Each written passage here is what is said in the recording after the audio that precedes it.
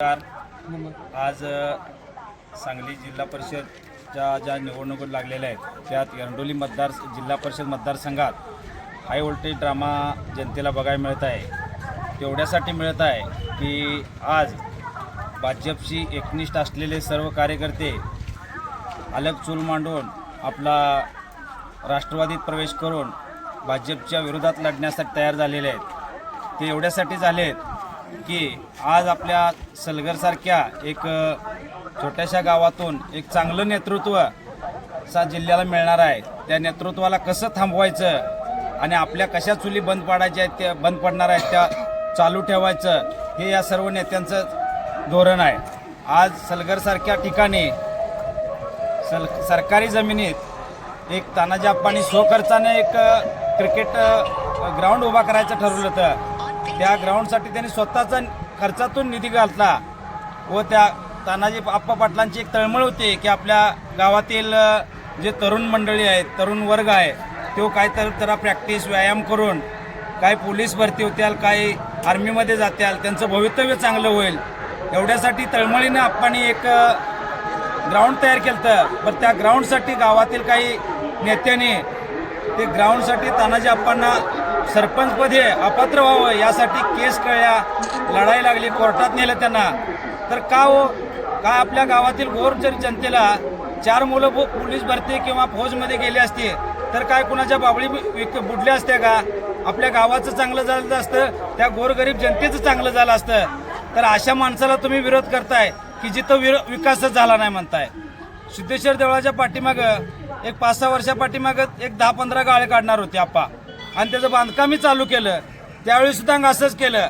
सरकारी जमीन आहे, गायरान जमीन आहे, गायरान जमीन काय तानाजी पाटील आप्पा नावावर लिहून घेणार नव्हते। त्यावेळी सुद्धा एक 10-15 लोकांना व्यवसाय मिळाला असता। गोरगरीब जनतेतील एक 10-15 युवक किंवा घरातील मंडळी कोण धंदा करून आपण पोटाचा उदरनिर्वाह केला असता। हेही तुम्हाला पचलं नाही। त्यावेळी सुद्धा तुम्ही ती अपात्रतेची भाषा केला, काय काय केला, कोर्टात गेला।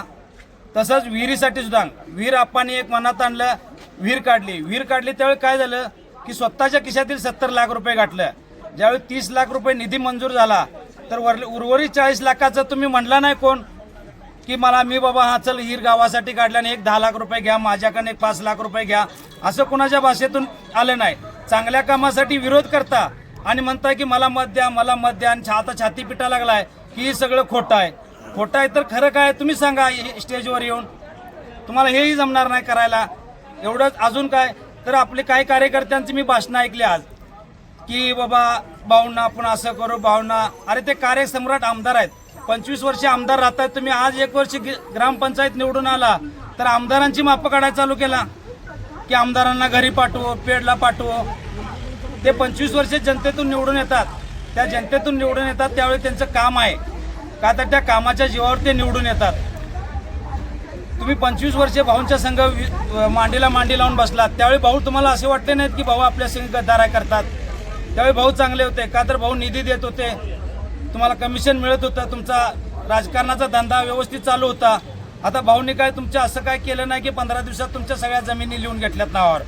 भाऊसारखा कार्यसम्राट आमदार या मिरज तालुक्याला आणि जत तालुक्याला मिळाले आपलं सौभाग्य आहे। या 20 वर्षात भाऊंनी जेवढा विकास केला आहे तेवढा कुठल्याही आमदारानं किंवा खासदाराने ह्याच्या आधी केला नाही, ह्याच्या पुढे करणार नाहीत, ही अशी माझी गावे आहे। का तर भाऊंचं असं आहे की ज्या रस्त्याने भाऊ गेले तो रस्ता त्याने ही केलेला आहे। तर तुम्ही त्या अशा कार्यसम्राट आमदाराबद्दल बोलताय, ही जनता कधी माफ करणार नाही। दुसरी गोष्ट जेवढं तुम्ही नेते, माझा एरंडोली जिल्हा परिषद गटातील मायबाप जनतेला एक जाहीर आव्हान आहे, तुम्ही चांगल्या माणसाच्या पाठीमागे राहा। सगळे नेते एकवटले म्हणजे काय एकवटले त्याचा विचार करा।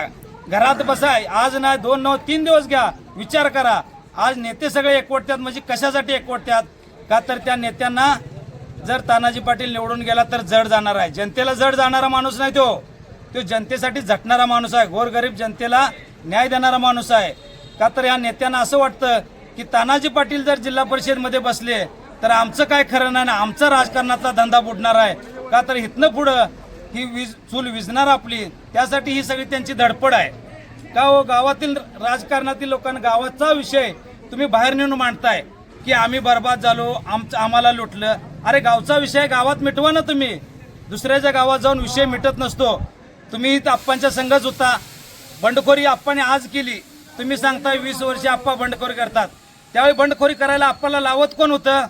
तुम्हीच होता. तुम्हीच मांडीला मांडी लावून बसत होता. आप्पा ह्या पक्षातनं बंडखोरी करायचं, आप्पा तिथं बंडखोरी करायचं, आप्पा ह्यालाही करायचं. और तुम्हीच सांगत होता ना. आज तुम्ही छाती पिटून सांगताय की बंडखोरी करायला लागल्यात. बंडखोरी केलेली नाही. वरले नेते मंडळी, आमदार, खासदार हे सगळं सुसज्ञ माणसं आहेत. पक्षाने विचार केलाय, पक्षाने सर्वे केलाय की या एरंडोली जिल्हा परिषद गटासाठी जयश्री तानाजी पाटील हा योग्य उमेदवार आहे म्हणून त्यांना तिकीट दिलंय. अहो तुम्ही तुमच्या सर्वेमध्ये बसत नाही आणि तुम्ही म्हणताय की मला तिकीट द्या. का तिकीट द्या? तर तुम्ही काम करा ना जनतेचं. जनतेचं काम नाही नुसतं आडवं पडायचं. मी असं बहुतेक भरपूर वेळा ऐकलं की गावात एखादं काम चालू केलं की आडवं पाडायचं आणि कमिशनचा विषय. आडवं पाडला तर त्या कामाला परमनंट आडवं पाडा. जसं तुम्हाला आता सांगतो, सलगर गावात ग्रामपंचायत उभा करायचा एक गावानं ठाम निर्णय घेतला. तानाजी आप्पा निर्णय घेतला. ज्यावेळी ग्रामपंचायत बांधायला मुरुम काढायला चालू केलं नारळ फोडून, त्यावेळी तुम्ही झोपलाता का? मुरुम काढून इसकुटून 2 महिने झाल्यावर तुम्ही मुरुम उकरून धावताय. तिथं मुरुम टाकलाय, तिथं मुरुम टाकलाय. ज्यावेळी काढत होती त्यावेळी अडवायच होता. त्यावेळी तुम्ही कुणी अडवला नाही. पुढं जाऊन काय केला? बांधकाम चालू झालं. बांधकाम चालू झाल्यावर तुम्ही आडवं पडला, भांडणं काढला, काय काय केला. भांडणं काढणारी पण तेच होती आणि आता बोलणारी पण तेच आहेत. का हो? 15-20 एक महिन्यात 2 महिन्यात तुम्हाला असं काय झालं की त्या ग्रामपंचायतीमध्ये भांडणं काढतो ना, आता त्या सांगताय ग्रामपंचायती विरोधात बोलताय. त्या ग्रामपंचायतमध्ये एवढंच होत होतं की एक 10-20-25 गाळ्या उभारल्यात. त्या 20-25 गाळ्यामध्ये आपल्या गावातीलच कोण ना कोण गोरगरीब एक दोन धंदा करून त्यानं ते आपल्या पोटाचा उदरनिर्वाह केला असता.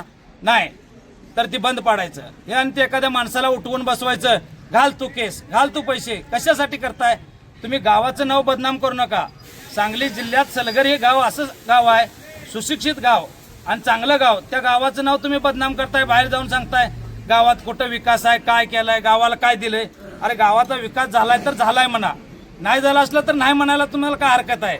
पण विकास झालाय तर झालाय. ही तुम्हाला ताकद नाही की विकास झाला नाही म्हणून सांगताय. आणि तुमच्याकडे विजन काय आहे?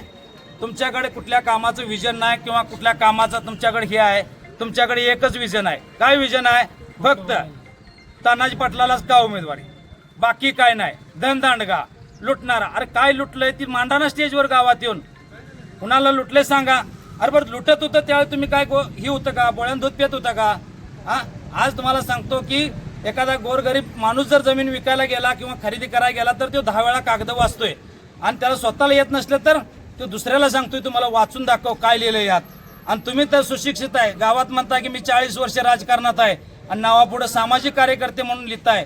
तर तुम्हाला सामाजिक कार्यकर्ते म्हणून लिहिताना तुमच्या नावापुढं मला एवढं दाखवायचं की तुम्ही 40 वर्षात कुठल्या एका गोरगरीब जनतेचा अर्ज लिहून त्याला एखादं राशन कार्ड किंवा कुठलं आधार कार्ड काढून दिलाय का? ती तुमच्यानं जमणार नाही. तुमच्यानं एवढंच जमणार फक्त टीका करायची. आणि ती टीका कुणा करायची? अरे तुम्ही 25 वर्षे त्या ज्या माणसाचा गणगौरव करत होता आणि त्या माणसानं तुम्हाला 10 दिवसात असं काय केलंय की त्याचा तुम्ही विरोध करायला लागलाय.